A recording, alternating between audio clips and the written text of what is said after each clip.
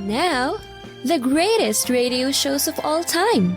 Suspense. The Shadow Node. Washington calling David Harding, Counter Spy. Classic radio theater. The Great Gildersleeve. Fibber McGee and Molly. Dragnet. Gunsmoke. The Lone Ranger. Now, step back into our time machine with your host, Wyatt Cox. Good evening, friends of the Inner Sanctum.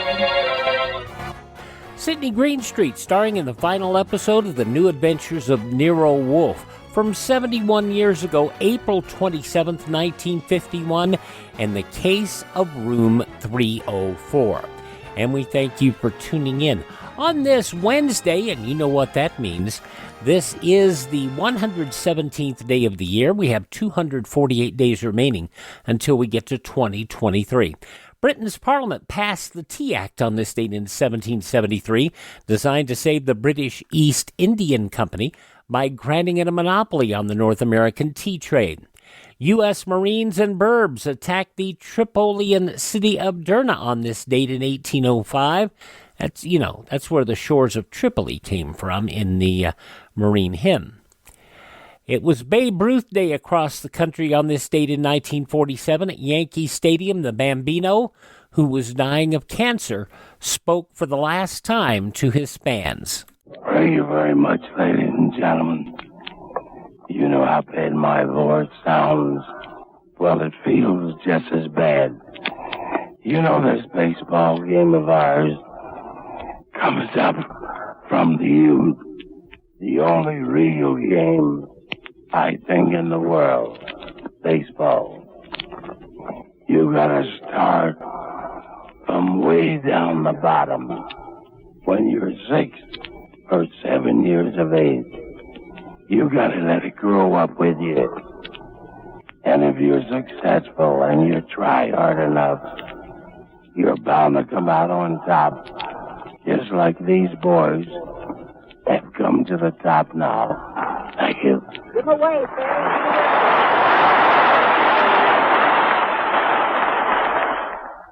Babe Ruth in Yankee Stadium on this date in 1947. He would die about a year and a half later, August 16th, 1948, at the age of just 53. Expo 67 officially opened in Montreal on this date in 1967. Huge opening ceremony broadcast around the world, and it would open publicly the next day. Premiering on this date in 1969, the Dudley Do-Right Show. The character and his exploits originally appeared in the segment of Rocky and Bullwinkle in 1961. More or less a parody of the Challenge of the Yukon, if you will.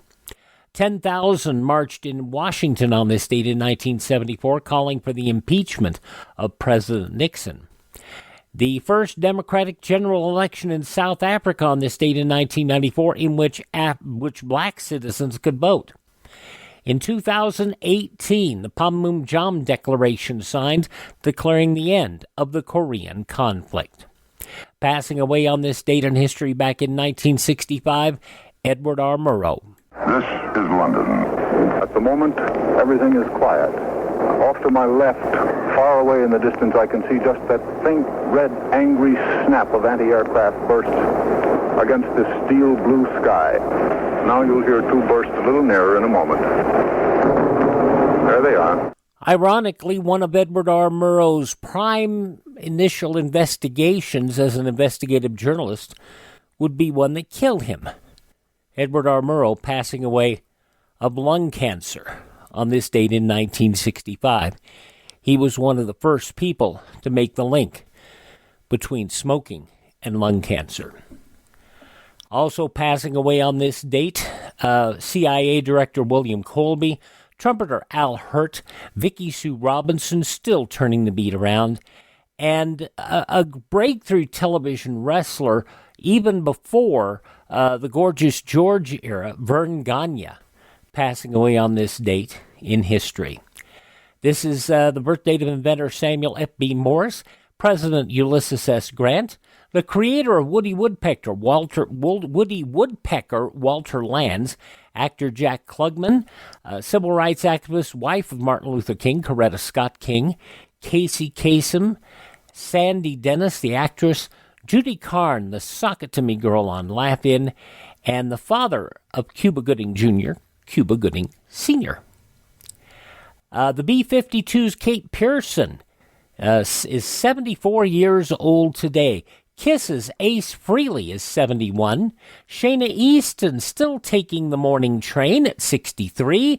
And Doctor Who's Jenna Coleman is 36. Those some of the people who celebrate the 27th day of April is their birthday. And if this is your birthday... Hi, we're the Four Freshmen, and we just want to say... Happy birthday to you. And we go back 71 years, April 27th, 1951, The New Adventures of Nero-Wolfe, starring Sydney Greenstreet on Classic Radio Theater with Wyatt Cox on a Wednesday. Hi, this is Kyle Horvath with the White Pine County Tourism and Recreation Board. If you want to get away from the big cities and get back to nature this summer, give us a call at 775-289-3720 or visit us online at elinevada.net. There's so much to do and see I can't mention it in 30 seconds, but check out our website and you'll see what Nevada is really all about. elinevada.net or follow us on Facebook or Instagram. Give us a call at 775-289-3720 or visit us online at elinevada.net. Let's see, if something costs less, but people are happier with it, that sounds like something to look into, and that's MediShare. Maybe you've heard switching to MediShare to pay for healthcare can save the typical family $500 a month, and that's huge, but it's also true that people are way more satisfied after making the switch, too. The customer satisfaction rate for MediShare is double that of the typical health insurance plan. Double. MediShare works. It's been around for more than a quarter century, and members have shared more than $3 billion of each other's bills. People love having telehealth and a huge nationwide PPO network. So, yeah, you can save a ton and like it better. Imagine being happy with how you're taking care of your health care. So if you're self-employed or part of the gig economy, or you just want a plan you're happy with, you can call right now and get a price within 2 minutes. A very, very smart use of 2 minutes. Here's the number you need. 833-34-BIBLE. That's 833-34-BIBLE. 833-34-BIBLE.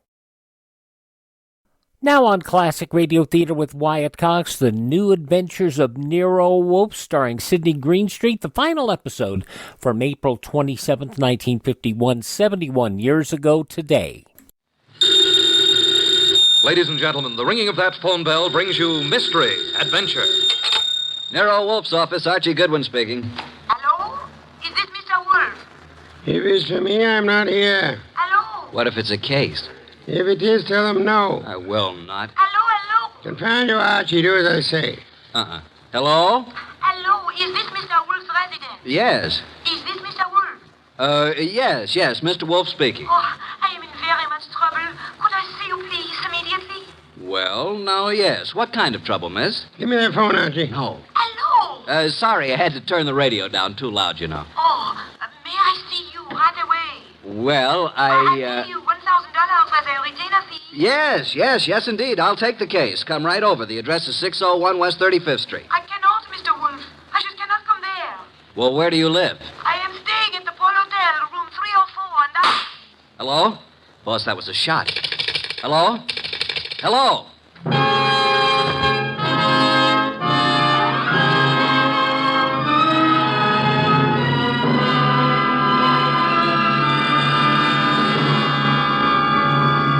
Ladies and gentlemen, it's that renowned genius who is the bulkiest, most ponderous, and most brilliant detective in the world. Yes, none other than that chairborne mass of unpredictable intellect, Nero-Wolfe, created by Rex Stout and brought to you in a new series of adventures over this NBC network in the person of Mr. Sydney Greenstreet.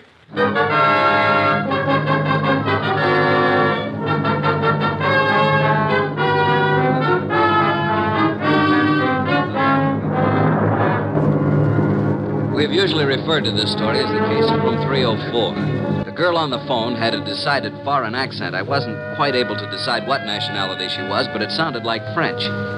Anyway, there was what sounded like a shot, and then dead silence for a second or two. Hello? Hello? Hello? Well, Archie, another woman? Bah. Mr. Wolfe, I heard a shot, and then the line clicked off. Trouble. Women always trouble. I said I heard a shot on the phone. Indeed. I'm going over to her hotel and see what goes on. By all means, Mr. Wolfe. Yeah. Huh? Now that I've been insulted to the tone of being called a radio... I'm sorry, Mr. Wolfe, but we needed the money, and this was $1,000. If you'll excuse me, I have to attend to my orchids, Mr. Wolfe. What about the girl, the shot? Fascinating, isn't it? You figure it out. Okay. I've got to get over there. Room 304, Pole Hotel. So long, boss. Good luck, Mr. Wolfe. Please phone me from time to time.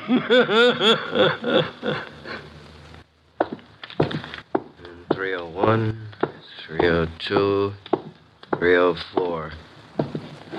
What do you know? The door's open. Oh, hello. Who are you? Archie Goodwin. Now it's your turn. I'm Jay Bream, pilot for Jan Airlines. Have you seen... Yeah, I guess you have.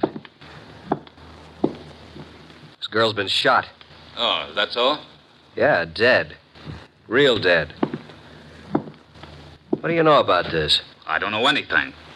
Say, who are you? Looks like you're in a spot, pal. You better start digging, hadn't you? I got here a few seconds before you did. I knocked on the door. The door was partially open, so I pushed it wide. And... Go on. Well, there was no answer. I couldn't see anyone, so I came in, and there she was. You know her? Well, yes. Why do you think I came here? That's what I'm trying to find out. Look, what right have you got asking me all these questions? What's it to you? Did you ever hear of Nero-Wolfe? Of course, who hasn't? Like I said before, I'm Archie Goodwin, Wolfe's assistant. Now, would you rather talk, or should I call the police? I've told you all I know. Who is she? Helen Rennie. French? I don't know. European, anyway. Why'd you come here tonight? I have a dinner date with her. You mean you did have? Yeah. Let's turn her over. There. Got an automatic in her hand. Yeah. I never saw it before. Hey, I wouldn't use the phone. The fingerprints. It's okay. I'll use this handkerchief. Who are you calling? My boss.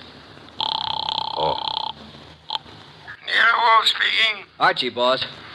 Archie, I thought you were Nero-Wolfe. You sound very much like him. Please, boss, be serious. Oh, but I am.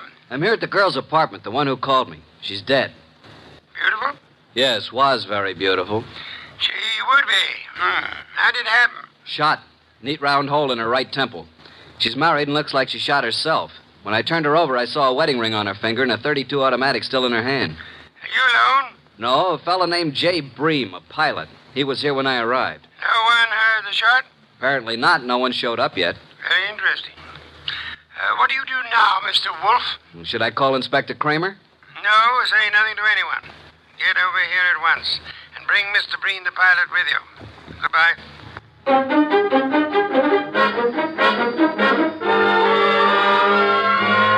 That's all you know about it, Mr. Breen? That's right, Mr. Wolfe.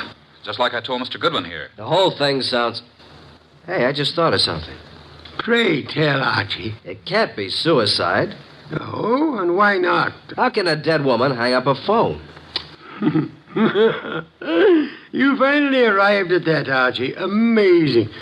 Of course she couldn't. She was murdered. Murdered? Yes, Mr. Bream. But I thought she committed suicide. Please, Mr. Bream, it'll be better if you don't think. Where do you stay? 321 West 19th, apartment 5. And your job? I've 10 days vacation. Started yesterday. One thing, Mr. Bream, I suggest you don't leave town. Furthermore, talk is not advisable. I strongly recommend that you adopt precautions. Yes, sir. Show Mr. Bream to the door, Archie. Yes, sir. Right this way. Good night, Mr. Wolfe. Good night. I didn't want to tell you in front of Mr. Bream, but I found this in her purse when I sent him for a sheet to cover the body. $1,000 check. Made out to Mr. Nero-Wolfe. Well, boss? I think it's time we phoned Inspector Kramer. Should I? Who else, Archie? Who else? My apologies. I forgot how heavy that phone really is. Archie. Oh. Do you want me to talk to the inspector? I'll do the talking. Should I hold the phone for you? You can get me some beer. Inspector Kramer. One moment. Here you are. It's Nero-Wolfe, Inspector. I think you had better go over to the Paul Hotel. Yeah, why? I believe you'll find a dead woman there. A dead woman? What is this, a gag, Wolf? I'm afraid not, Inspector. Well, how did you know about it? Have you been over there? Telepathy, Inspector.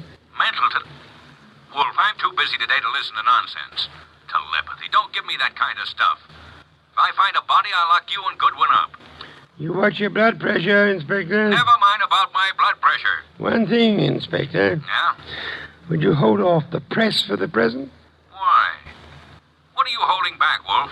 Will you stop your idiotic jabbing to what I ask? Okay. By the way, Wolf, I suppose you know the girl's room number. Naturally, Inspector. It is room 304. So hurry.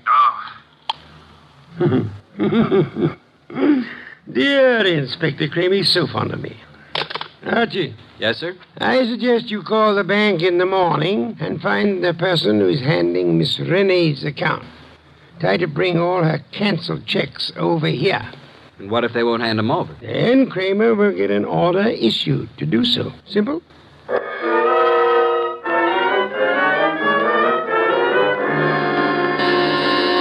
Coming.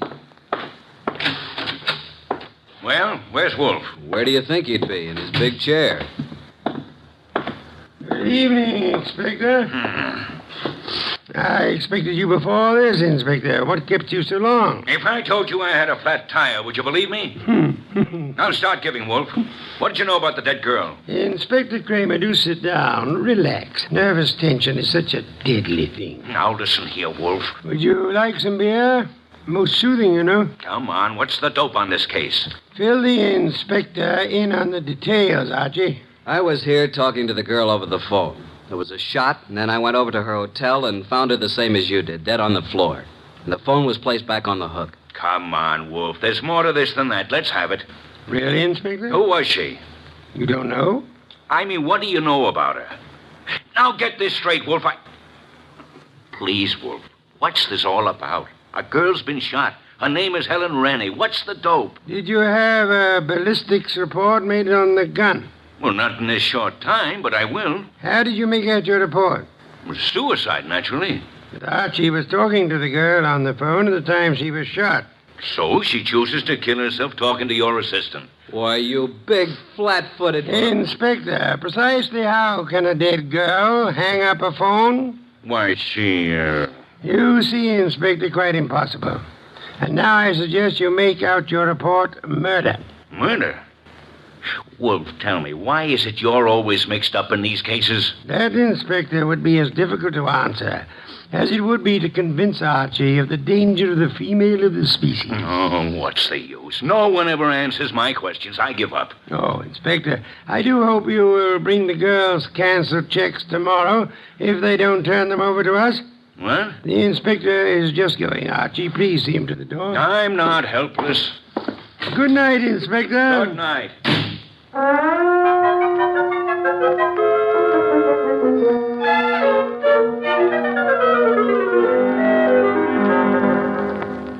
Please, boss, can't we have just a little air in here? You've been out all the morning. Isn't that enough? Gonna get me an oxygen tank to use in here. Did you contact the bank regarding the girl's account? I did.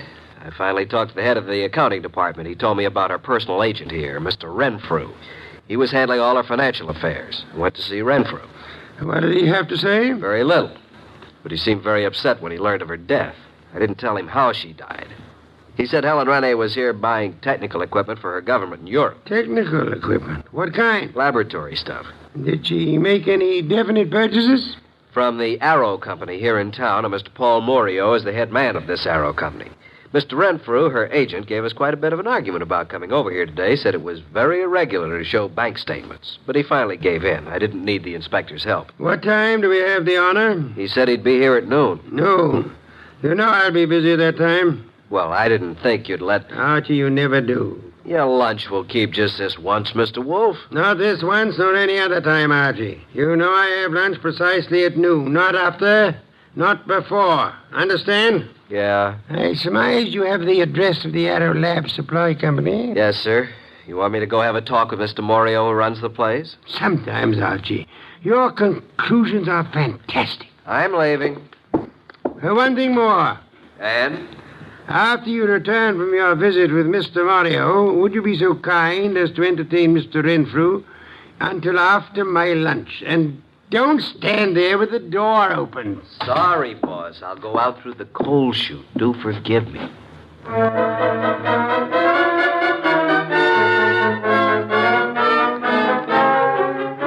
Supply Company. Come in. Oh, Mr. Morio in? Yeah, I'm Morio. My name's Archie Goodwin. What can I do for you, Goodwin? I'm Nero Wolfe's assistant. You've heard of Nero Wolfe? I don't get around much. Tell me about him. How should I answer that? Any way you like. Nero Wolfe's a detective. Did you ever hear of a Miss Rene? Stop shadow boxing, Mr. Goodwin. What's on your mind? I understand you sold Miss Rene some laboratory equipment. Is it a jail term? Now listen, Mr. Goodwin, I have a nice, respectable business here, so what do you want? Spill it. When'd you last see Miss Rene? 2 days ago. Talked to her since? Once on the phone. What time was that? Yesterday morning. You called her from your office here? No, from my hotel room. Now look, let's quit playing cat and mouse. Why all the questions? Miss Rene is dead. Dead? Who did it? Now, wait a minute. You don't think I had anything to do with it? What makes you think anyone did it? It'd be the only reason cops would get into it. You know, Mario, I'm beginning to wonder just how long you've been in the lab supply business. You know what a retort is? And don't tell me it's a snappy comeback. Now, what's the matter, Goodwin? What's eating you? Look, Mario, I came here to find out something about Helen Rene. Just what sort of equipment did you sell her? It was heavy stuff, heavy chemical works. Where is it? We don't have samples, just pictures. Yeah, we ship it direct. Oh, so the purchaser never sees what he's buying. That's right. Could I see what she purchased? I'm afraid not, Goodwin. Besides, what difference would it make? Did Miss Rene see what she bought? No, I already explained that. Now, I'm busy, Goodwin, so if you don't mind... Okay, I'll run along. Good afternoon, Mr. Mario. I'm sure we'll meet again. Soon. April 27th, 1951, The New Adventures of Nero-Wolfe. I'm Wyatt Cox. Thank you so much for spending time with us on this Wednesday, Hump Day edition of Classic Radio Theater with Wyatt Cox. We'll have the news from 71 years ago coming up after these words. No offense, but are you a little fat when you look in the mirror? How would you like to learn the secrets to lose 3 to 5 pounds a week easily without joining the gym or going through any crazy diets? It's called Body Sculpt by Med Diet. For the last 2 decades, we've been helping people just like you that have pounds they want to shed. We've helped millions of people lose thousands and thousands of pounds over the years. And now it's your turn. Learn the secrets of how to lose weight with one simple phone call. You'll see an amazing difference in a matter of days. Don't believe us? We'll offer you a money-back guarantee. If you're ready to start losing weight right now, call right now to learn more about your risk-free order to Body Sculpt. Call for your risk-free offer. 800-738-5332. 800-738-5332. 800-738-5332. That's 800-738-5332. Are you in bad pain? You know what I mean.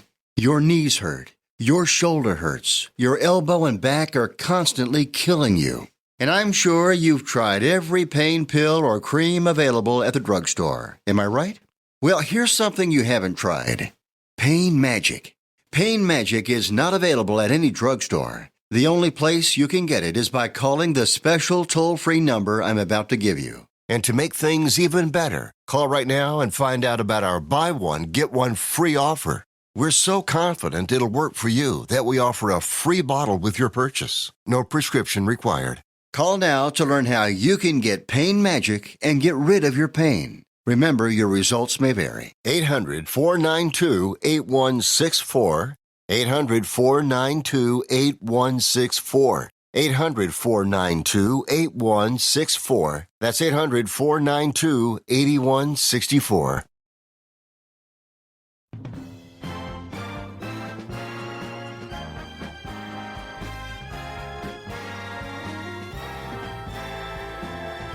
Thank you for tuning in on this Wednesday Hump Day edition of Classic Radio Theater with Wyatt Cox. We're listening to an episode, in fact, the final episode of The New Adventures of Nero-Wolfe, starring Sydney Greenstreet, as it was broadcast Friday, April 27th, 1951. In the newspapers of that Friday, 71 years ago, these were some of the headlines. President Truman urging Congress yesterday to hold the line in the cost of living battle to provide fair ceilings on prices, including the prices of farm products and on rents. He called, too, for increased taxes, increased personal savings, tighter controls over credit and materials, and the leveling off of wages and salaries at fair figures. Quoting the president, this is an anti-inflation program that will work. His message to Congress, asking Congress to change and extend the Defense Production Act for 2 years beyond June 30th. He said the need was urgent, that inflationary pressures, which are serious now, will be critical next fall and winter when the economy will be hit by the full impact of military production. Red troops swarmed down to within 11 miles of rubble Seoul today, hitting Allied forces on the outskirts of Ujeongbu. But despite the assault on the defense outpost for Seoul, the United Nations field commander declared the Reds would be stopped north of the Han River. That statement coming from Lieutenant General James A. Van Fleet, a surprise visitor to the rolling front. His reference to north of Han apparently meant the Allies hoped to save Seoul from falling to the Reds' hands for the third time in just over 10 months of war.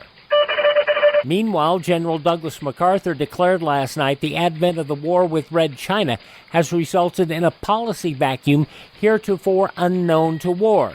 The deposed commander of the Pacific Forces declared in an address that climaxed a tumultuous welcome for him in Chicago, quoting, "None of these persons will tell you in the traditional ringing tones of the American patriot that our objective in Korea is victory over the nation and men who, without provocation or justification, have warred against us."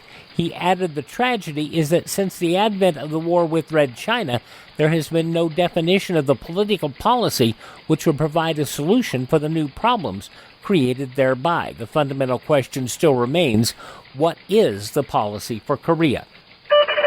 The George Foster Peabody Awards for the best productions in radio and television presented yesterday in New York City. The American Broadcasting Company won a special citation for its courageous stand in resisting organized pressure.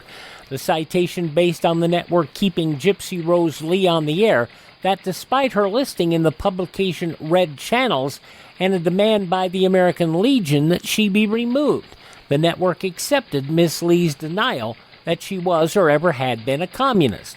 Elmer Davis, also on ABC, given an award for reporting and news interpretation, and another award given Mutual Broadcasting System's Pursuit of Peace.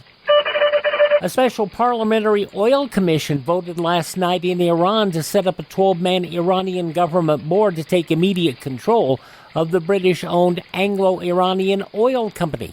The sudden move to nationalize of the company came after 44 persons injured in rioting over the issue in the city of Riyadh, capital of the province of Guyana on the Caspian Sea.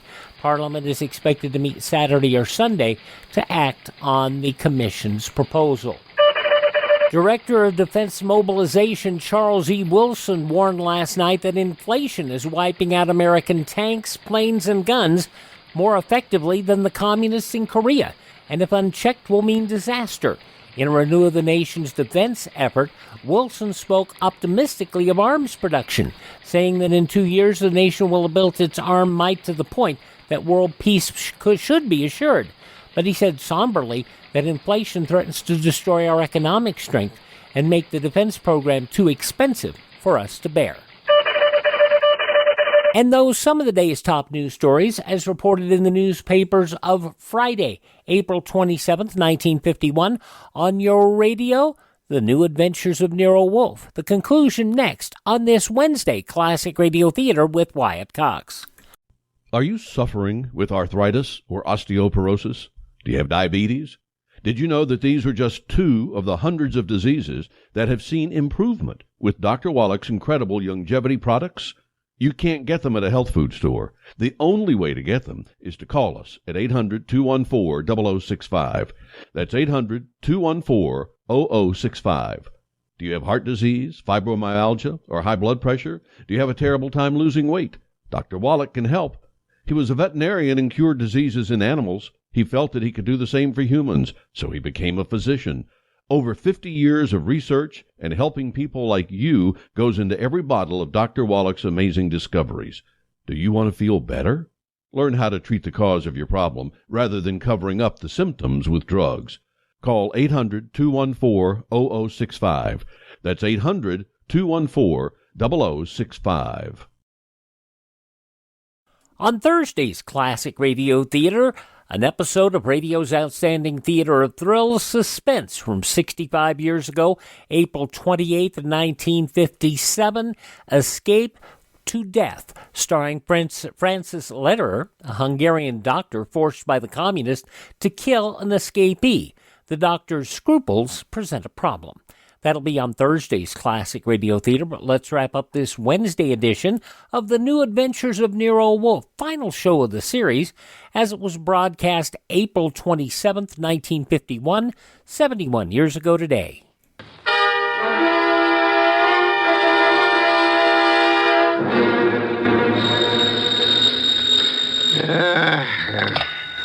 Nero-Wolfe speaking. Archie, boss. Yes, Archie? Just left the Aero Lab Supply Company, and as far as I'm concerned, something's rotten in Denmark. Indeed. This guy Morio, who runs the company, doesn't sound like a legitimate lab supply man. I think he's running some kind of a racket. What makes you believe that, Archie? Just not the type to be in a legit business. Things just don't jive. And she didn't see what she bought. You believe, then, that he would have reason to want Miss Renee out of the way? Yeah. The guy made me see red. I wanted to take a poke at him. Archie, you're an idiotic hothead. He said it was all heavy lab stuff she bought, and it was too late for me to see it. Forget it now. Get over here as soon as you can. Immediately? Immediately. Have you forgotten you have an appointment with Mr. Renfro at noon? Goodbye.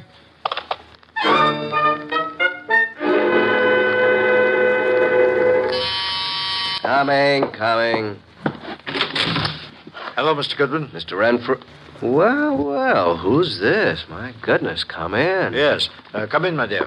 Thank you. Mr. Goodwin, I brought my secretary along. I hope you don't mind. Mind? Why, Mr. Renfrew, how could anyone object? Mr. Goodwin, Miss Bennett. Hello, Miss Bennett.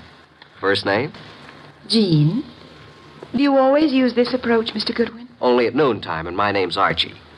Well, this is a happy surprise. Please sit down, Jean. Allow me. Thank you. Well. Wasn't it Mr. Renfrew you wanted to see? Yes. Mr. Wolfe will be down shortly, Mr. Renfrew. Please be seated. Thank you. Is something wrong, Mr. Goodwin? Not a thing, Miss Bennett. Not from where I sit. Don't believe a word he says, miss. His judgment concerning women is not to be trusted. Thank you, Mr. Wolfe. You're so kind. Mr. Wolfe, Miss Bennett. How do you do? Mr. Wolfe? Mr. Renfro, I presume. Yes? Now we can get down to business at hand, Mr. Renfro. Yes, by all means. I don't understand why we couldn't have discussed this on the phone, Mr. Wolfe. The whole thing is highly irregular. Of course, I know you're trying to do your duty, but... I prefer not to discuss the dead girl's business affairs on the phone, Mr. Renfro. You should appreciate that. Yes, I see. Now, what is it you wish to know? How long have you known Helen Renee? About a month. When's the last time you talked to her? Yesterday. What time? Why, about 2:30. I called her from my room. She was here on government business. You brought the canceled checks? Here you are, Mr. Wolfe. Quite sizable amounts, Mr. Renfro. Very interesting indeed. Yes? You see, Miss Renee made some very large purchases, Mr. Wolfe, and of course they were all quite legitimate. Would you mind if I kept these checks overnight? Well, Thank you, Mr. Renfro. By the way, was Miss Renee right or left-handed? Why, left-handed, Mr. Wolfe. Why? Just inquisitive. Now, if you would excuse me, Miss Bennett, Mr. Renfro, I have a very urgent appointment. Well, if I could be of any more service, don't hesitate to call on me, Mr. Wolfe. Thank you, sir. Oh, dear. Poor Miss Renee. I hope the person who did this dreadful thing is dealt with properly. Indeed. I must run along now. Yes, this way. Must you go too, Miss Bennett? Good day, Mr. Wolfe. I must, and good day. See you soon, Miss Bennett. Well, boss, what do you think? Isn't she a beauty? I'm sure I'm not a fair judge, Archie. Do you happen to know where the Morio warehouse is? Why, yes, it's at the other end of town near the river. Oh, no, not again. 9 o'clock tonight. Okay. I suppose you want me to take a gander at what's in the warehouse, break in like a burglar? Archie, if your mind were free of women, I do believe you could reach phenomenal heights in this your chosen profession.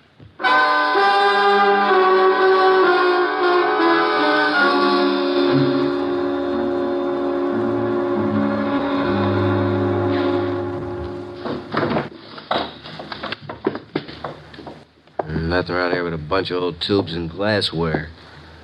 I hope Wolf knows what he's doing. I don't. All right. Stand where you are and reach. What's the... Flip the lights on, Joe. That's better. Now, sing up and tell me what you're doing here. I beg your pardon. I'm a little deaf. I couldn't hear you. I said, what are you doing here? Oh, Ellen. I was supposed to meet her here. Make sense, will you? You think I can? What's the matter, Mac? Visitors? Yeah, and this bird refuses to talk. Well, then knock it out. You two talk it over. Don't bother telling me how it comes out. Hey, wait a minute, you. You ain't leaving. All right, you win.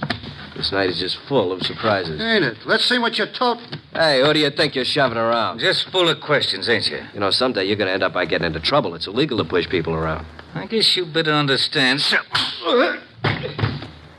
are you kidding? Get the point? Now, get up. Now, talk.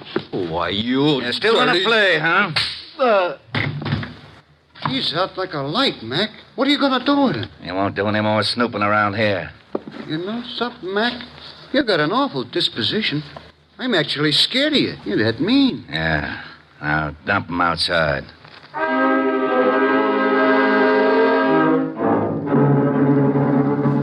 Hey, boss.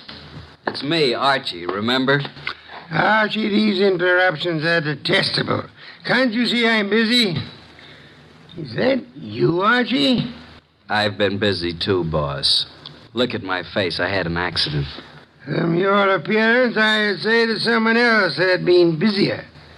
All right, Mr. Goodwin, as long as you insist upon interrupting my meditation, start at the beginning.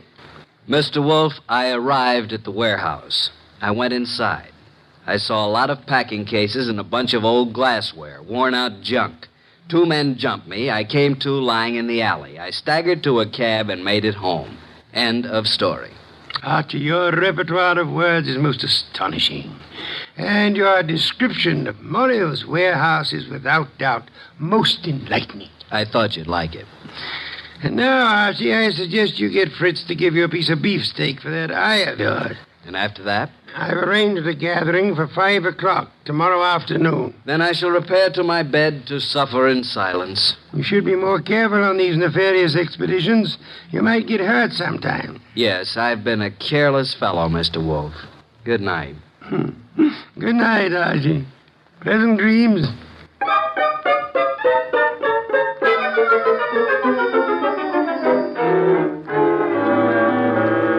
Mr. Wolfe, I'm glad you called me early. I was just about to leave town for a couple of days.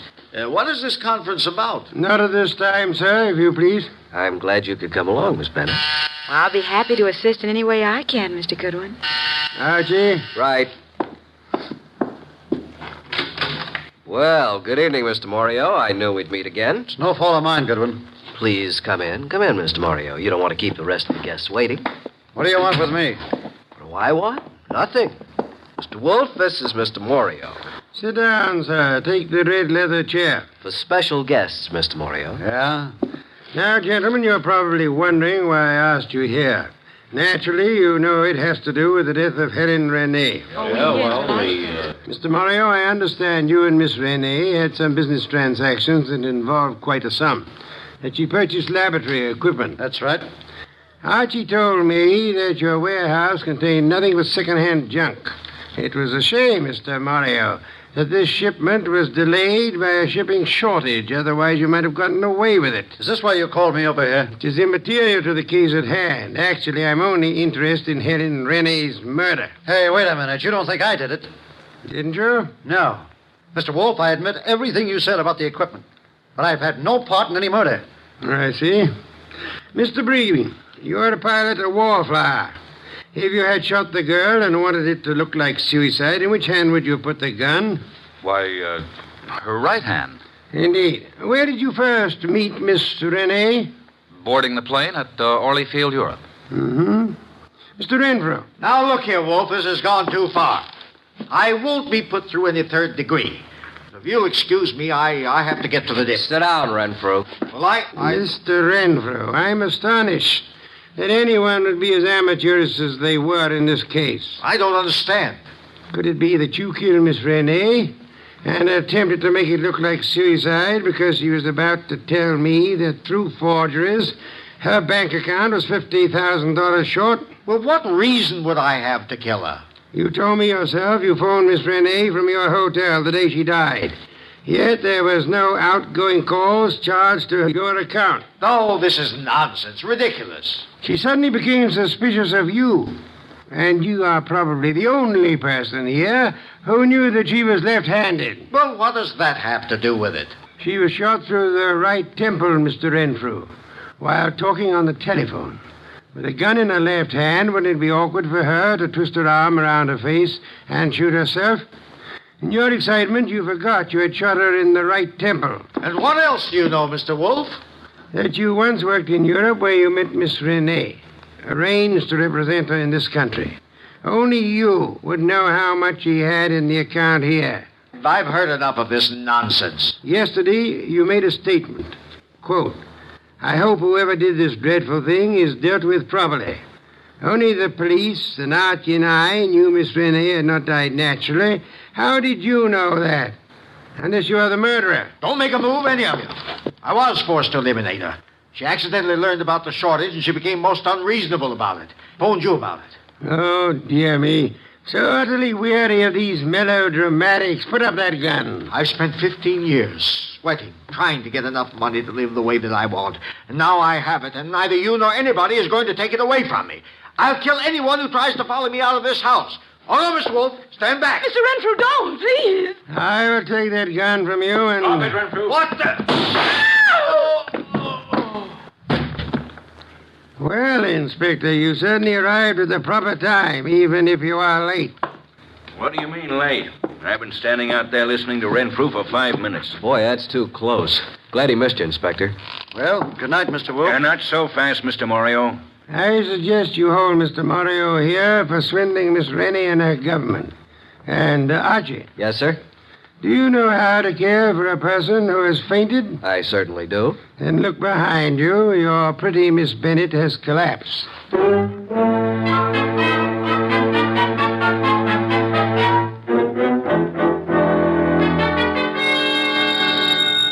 I'll get it.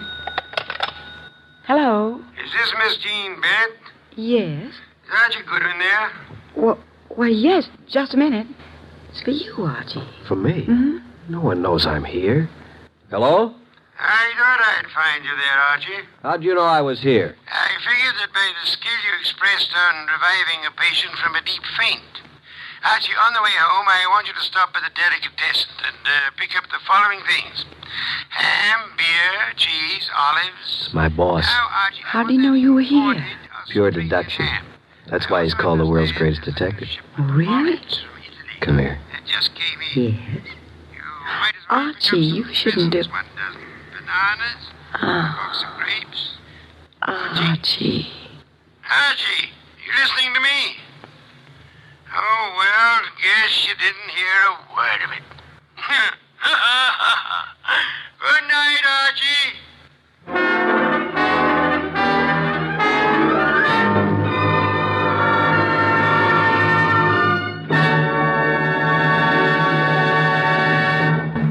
You have been listening to The New Adventures of Nero Wolfe, starring Sydney Greenstreet.